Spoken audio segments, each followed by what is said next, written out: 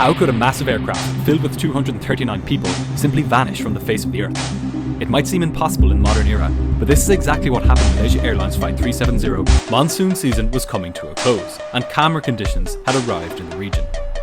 This calm extended to gate C1 of the satellite terminal of Kuala Lumpur International Airport, where a Boeing 777 operated by Malaysia Airlines was preparing for its journey to Beijing.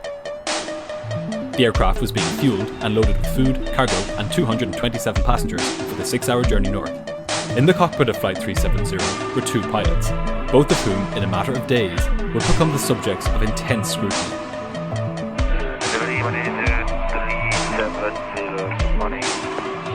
That's First Officer Farik Abdul Hamid, requesting clearance to Beijing from air traffic control. This was a special flight for the 27-year-old. Flight 370 was his last training flight before being signed off to fly the Boeing 777. He had joined Malaysia Airlines as a cadet pilot 7 years previously, in 2007, and had flown Boeing 737s and Airbus A330s for the airline before beginning training on the 777 a few months previously. And sitting to his left was that captain, 53-year-old Zahari Ahmed Shah.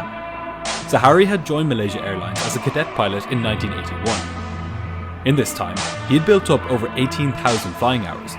This was an immense amount of experience, and it made him one of the most experienced pilots in the country.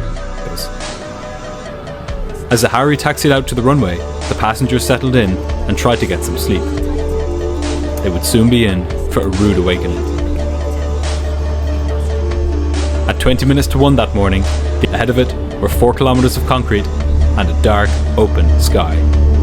370, 32 right of takeoff. Nice. Captain Zahari pushed the enormous Rolls-Royce engines to take off thrust and then handed over control to First Officer Farik as their 777 began thundering down the runway.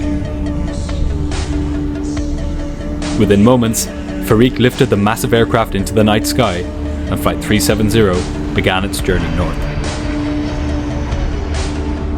As the plane climbed out, Zahari contacted departure control. Malaysian 370, selamat pagi. Identified climb flight level 180, cancel aside intern right direct to Ikari. Clearing the flight to climb to 18,000 feet, the controller had given the pilots a shortcut, allowing them to go straight to a waypoint further along their route, known as Igari. This waypoint, Igari, is kind of an unusual one. It's one of the few waypoints on the planet which is bordered by a total of 5 different airspaces, namely those of Malaysia, Thailand, Cambodia, Vietnam and Singapore. This fact will take on an eerie significance in the scenario which we're about to explore.